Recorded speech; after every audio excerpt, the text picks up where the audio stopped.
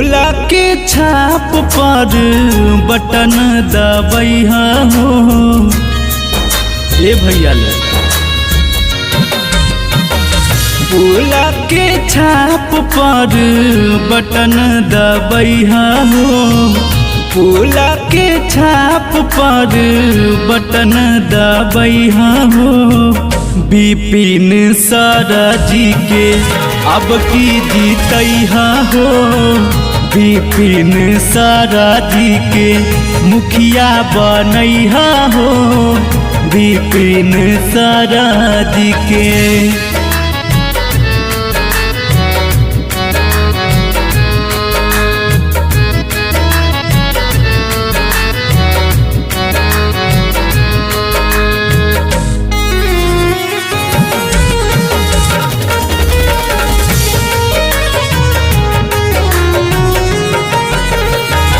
मुखिया प्रत्याशी के बाटे उम्मीदवार हो। सेवा के मौका दे दा भैया जी हमार हो।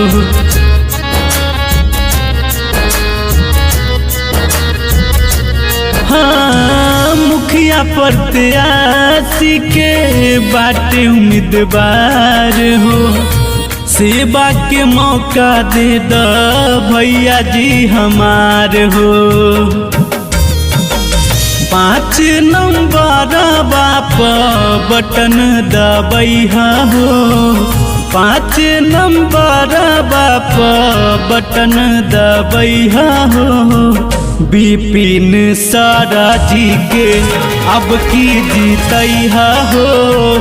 विपिन सारा जी के मुखिया बनैहा हो। विपिन सारा जी के